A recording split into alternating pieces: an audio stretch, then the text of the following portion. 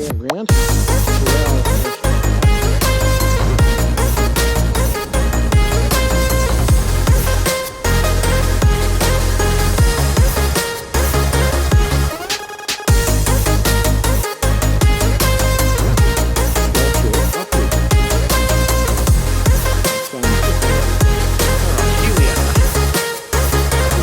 Monday Plains, I'll give it.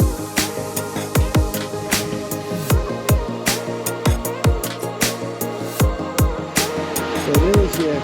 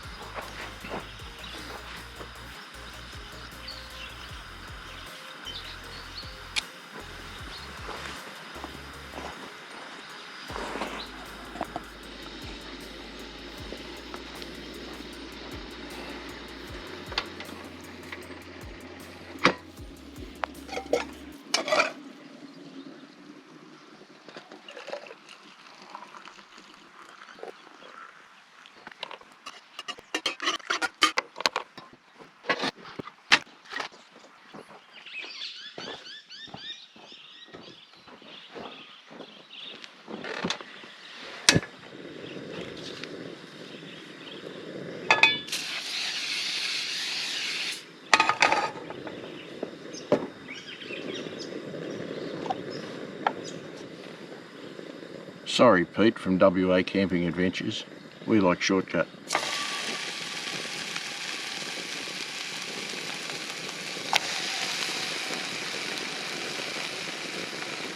Imagine if I'd remembered to bring the utensils.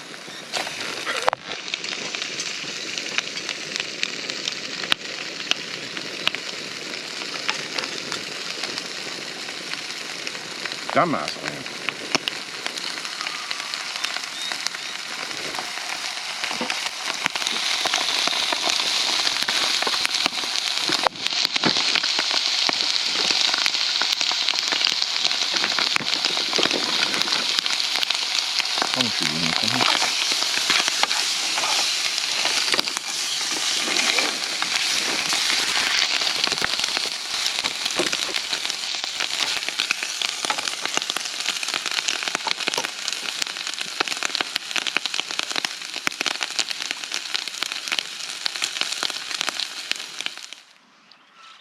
Cheese and bacon muffins, Kaz.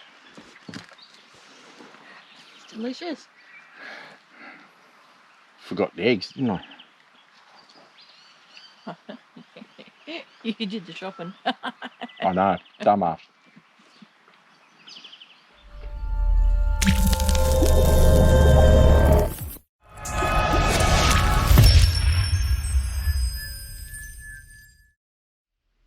Well, good morning.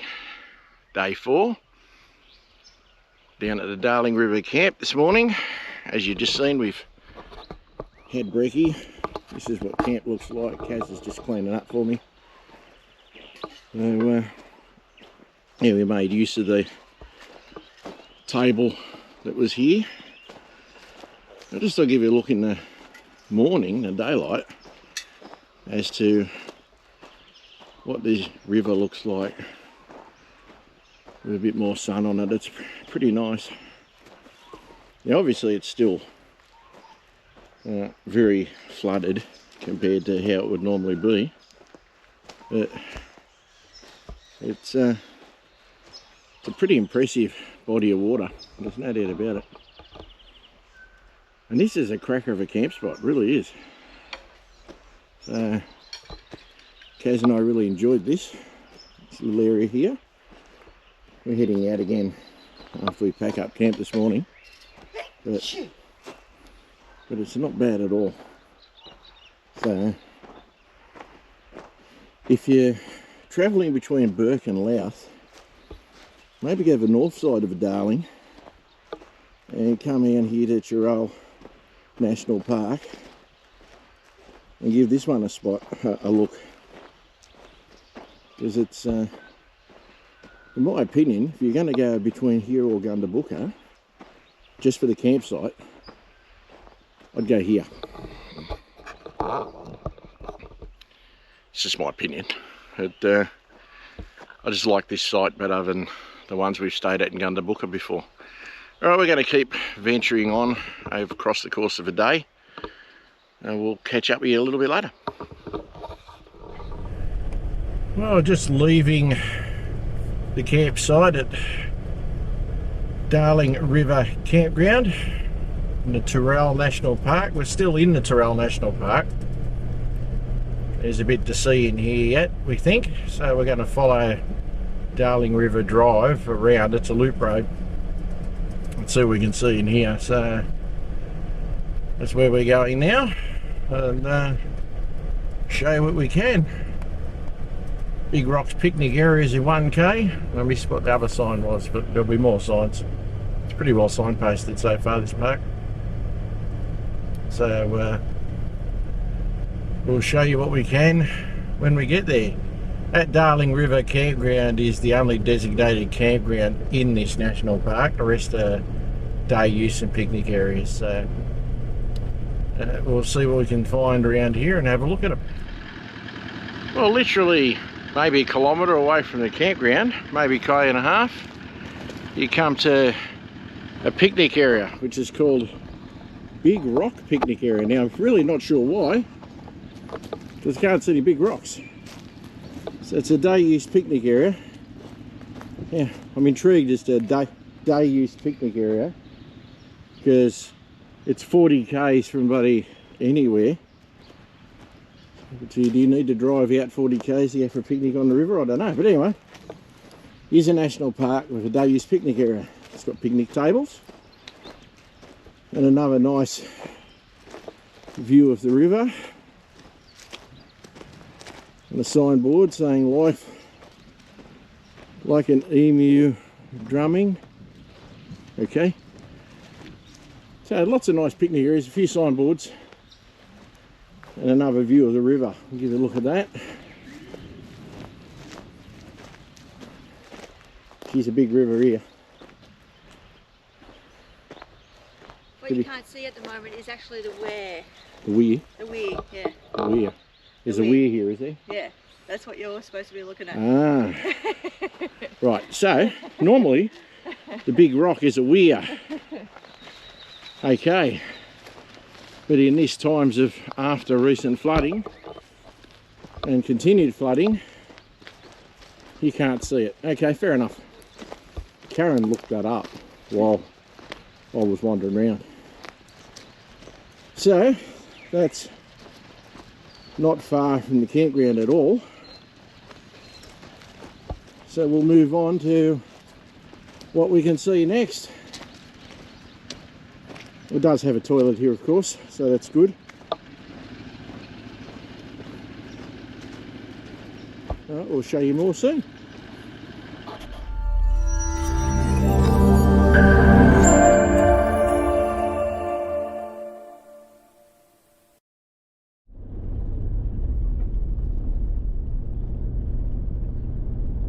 On the Darling River Drive, but GPSs call it Billabong Trail. So if you come into Toorale National Park, your GPS might say something different to what the map says.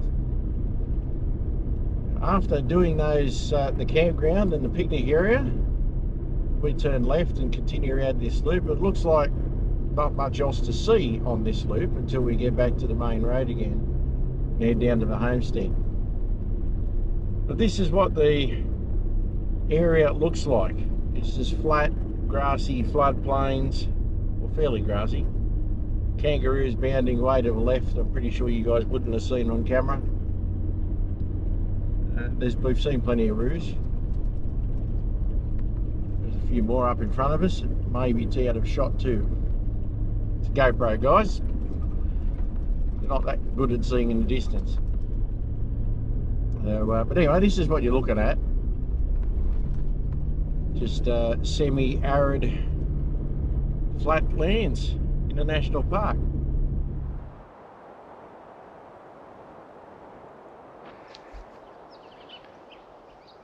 Well, we're just parked in the car park of the Toorale Homestead. There's some activity going on over there. This is some cars, must be rangers vehicles, national park, something like that. There's a toilet facility here.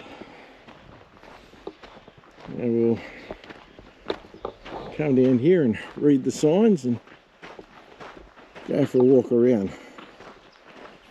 As I said earlier, Tyrel was a property before National Parks took it over.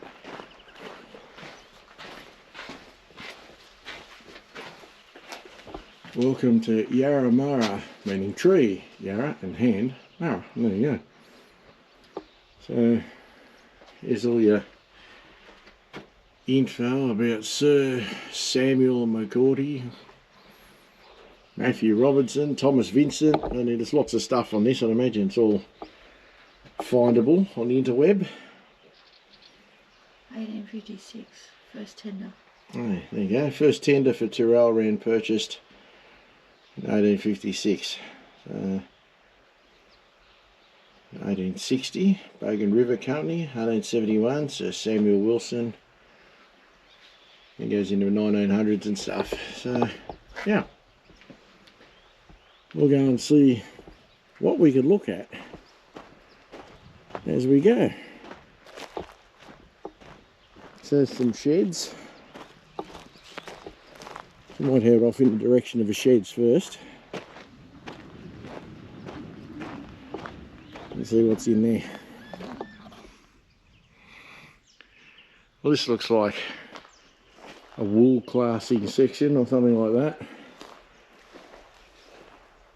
I'll give you a look through there.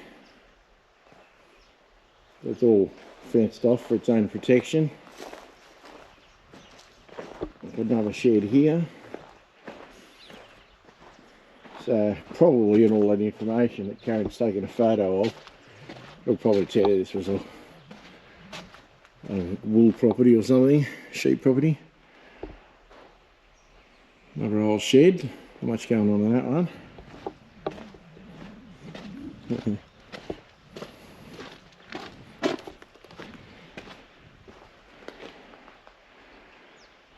Might have been, looks like a blacksmith's area here. Get up under here. There's an old bellows, and that's definitely the blacksmith shop. There's a bit going on in there. And we'll head over to the actual homestead in a sec.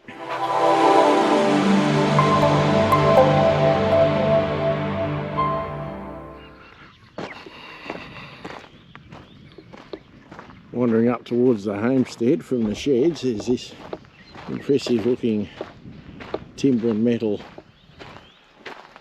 archway thing. Would have been constructed for something.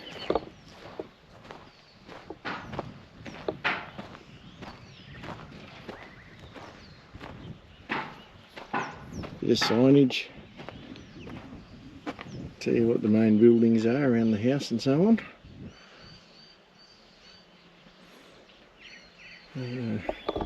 Yeah, tells you about the gardens and how they were developed along the lines of traditional English gardens back in the day.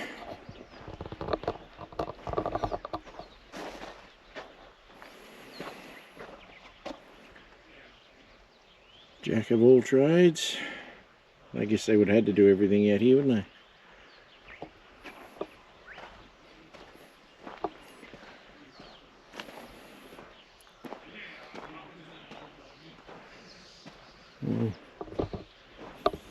Unfortunately, they're doing stuff in the homestead at the moment, sort of renovations or building of some description, so we can't get closer to it. I'd imagine normally you can get in there, but at this moment there's a fence saying it's a construction site. So we're out here just looking at the signboards. But it's pretty impressive. Abandoned rural life. In 1924, Toorale ceased operation as a family business. It was taken over by corporate owners. By the late 1960s, the glorious years of Tyrel were over. Terrel Homestead and its outbuildings fell into disrepair. Its boundaries were significantly reduced. Its magnificent gardens and orchards became overgrown, and the grand homestead became a weather-worn home for passing cotton campers. Cotton campers, okay. Purchased by New South Wales and federal governments in 2008. Okay, so not as early as I thought. Toorale Station is now part of Toorale National Park and State Conservation Area.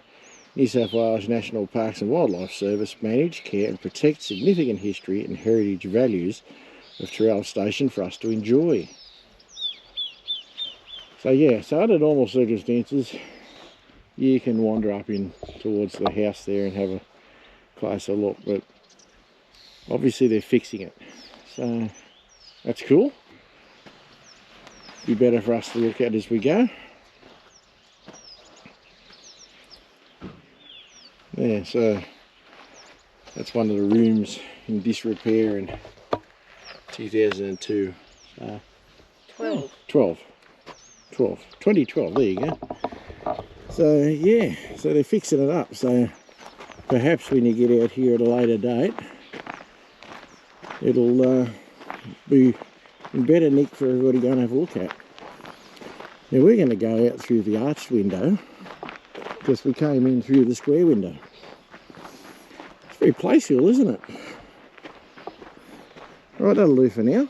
We'll head back to the car, have a drink and keep going. That's just all steel sculpture.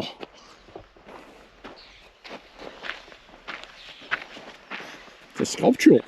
Sculptural. I'm feeling very arty. Sculptural.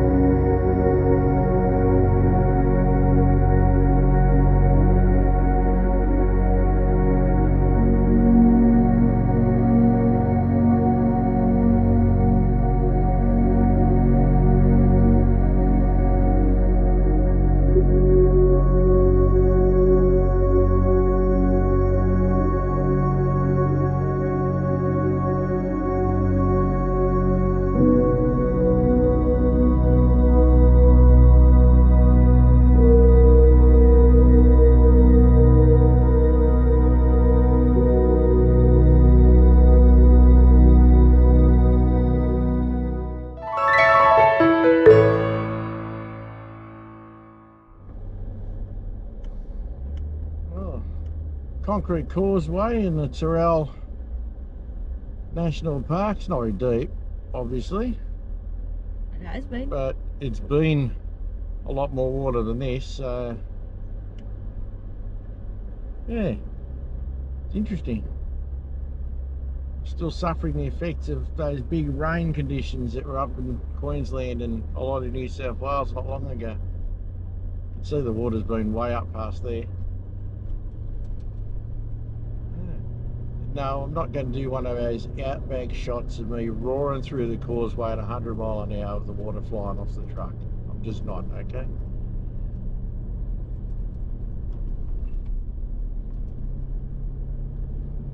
We're still in the national park. It's not a bad part of the world, actually.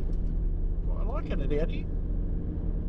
Well, we've come to a lookout. I can't think of the name of it again. I'll have a look in a second. We're still on Toorale National Park.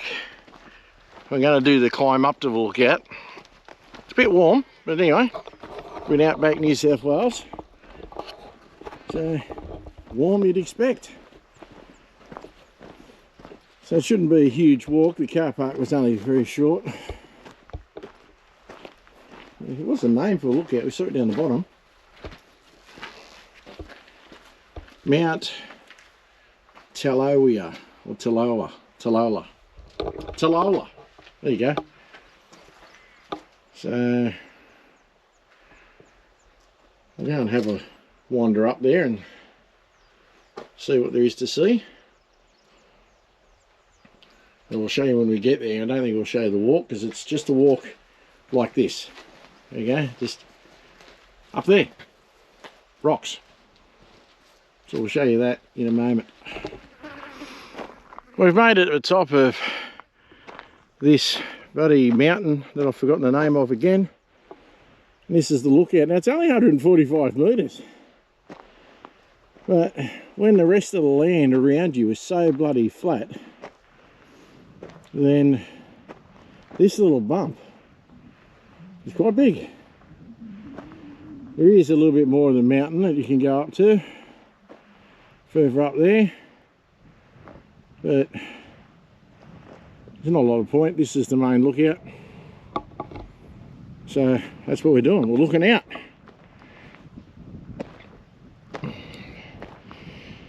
So it's got some writing and stuff here. Across time, Aboriginal people, explorers, surveyors, pastoralists, travellers have looked out from this place.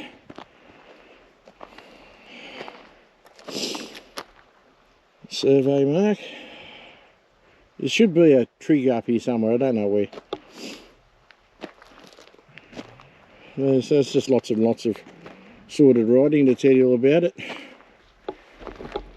I'm guessing when you get to the very top of the mountain, that's where the trig point would be. But this is the lookout, so this is what we're doing. Give you one last sweep from right to left across this big plain.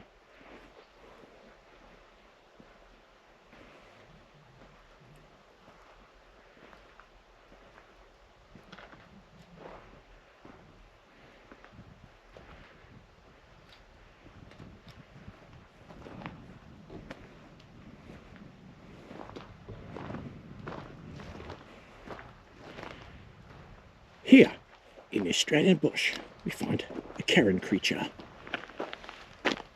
These are known to wander around with cameras and make funny giggling noises. Do be aware of the Karen creatures.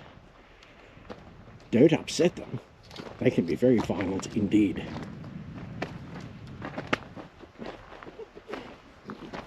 She slapped me. See, told you it'd be violent. Alright, oh by the way, when you come this lookout, there's toilets in the car park as well, so that's handy in these kind of areas. Alright, we'll see you in a while.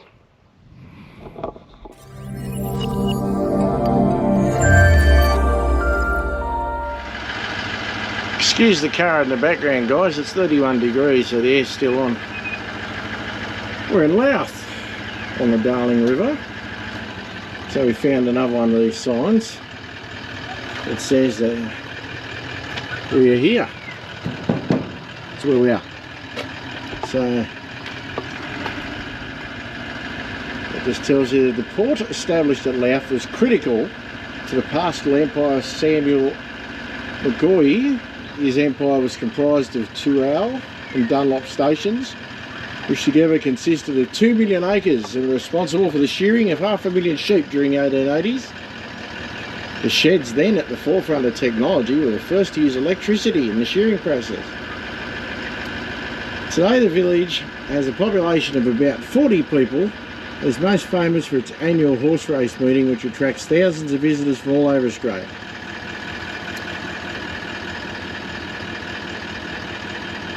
That's what I'm trying to find here. Visitors today can wander through the cemetery and view the wonderful Celtic cross monument that Thomas built to commemorate his wife Mary, who died when she was just 42.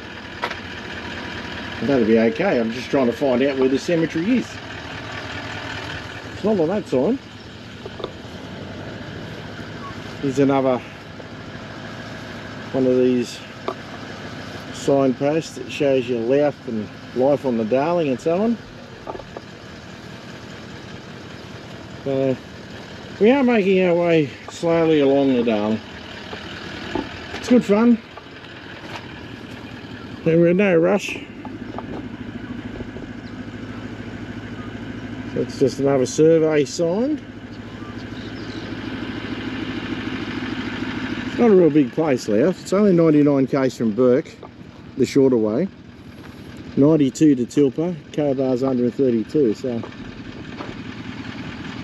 it's sort of the middle of nowhere. What I will show you, I'll go for a quick walk up to the bridge here, over the river, is how big the Darling River is at the present time, still in flood. We drove over this bridge coming from the way we did. So yeah, she's up there, as you would have seen at our camp this morning. It's up there. I'll show you what it looks like a bit further downstream. But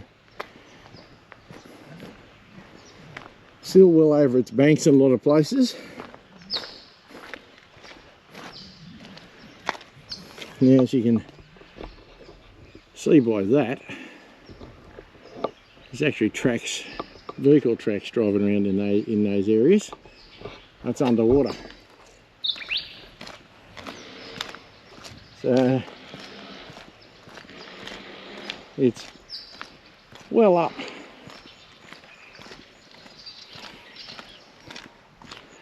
So get out more on the bridge here.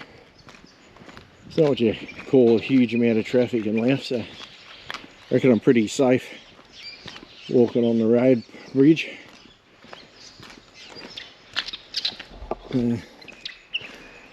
That's how big she is now. So, to be fair to say, but that's probably not usually underwater, that bit there.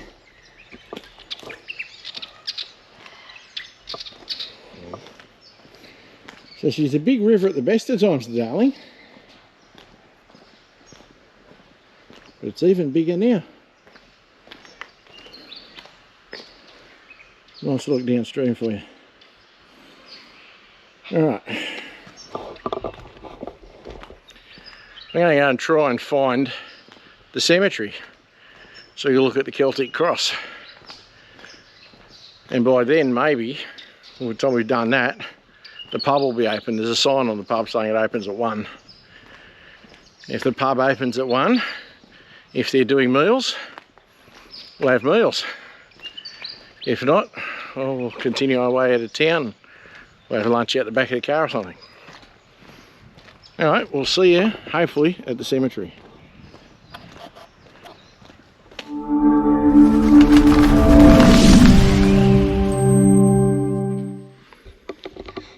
We've come to the Louth Cemetery, which is well known for a very big monument, which we'll have a look at in a minute.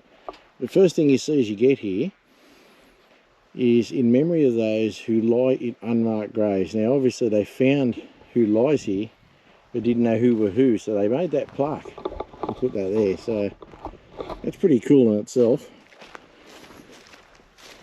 And this massive monument Celtic cross is what we're coming up here to have a look at. Now, apparently if you're here at the right time of the day and the right time of the year, the sun shines through it on a particular angle and lights it up. Basically it turns it into a shining cross, but we're not going to be here at sunset, so we're just going to have a look at it. Considering the little town we're in, what a major effort would have been for, I think it was Samuel that did it. Thomas? Somebody. Thomas Matthews. Anyway, would have been a major effort to make a monument like this. For Mary Matthews. It's pretty big. In fact, it's huge. There's also some really long grass around here. Anyway. So here it is.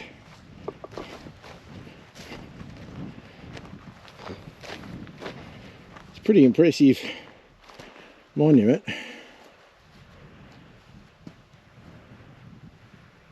Wow, it's tall.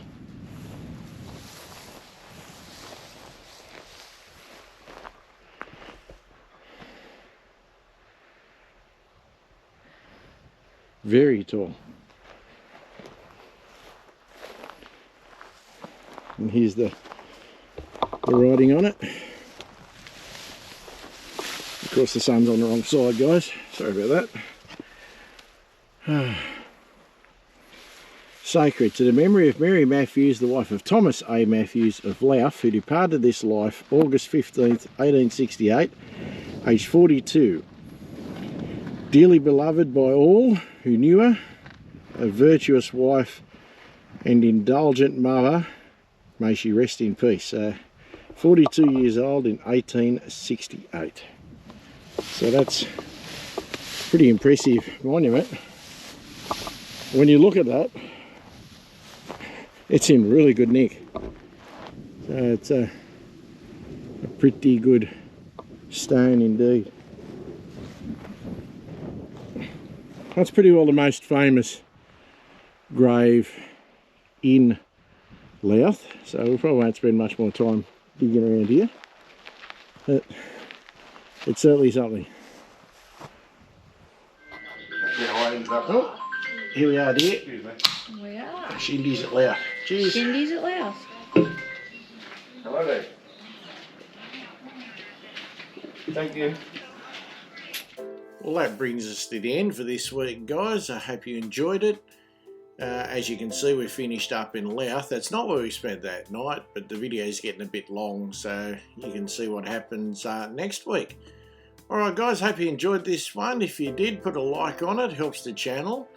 If you're new here, consider subscribing. If you do subscribe, click the notification bell. You'll know when a new clip comes out. To all the old hands, thanks as always for taking the time out of your day to watch one of my clips.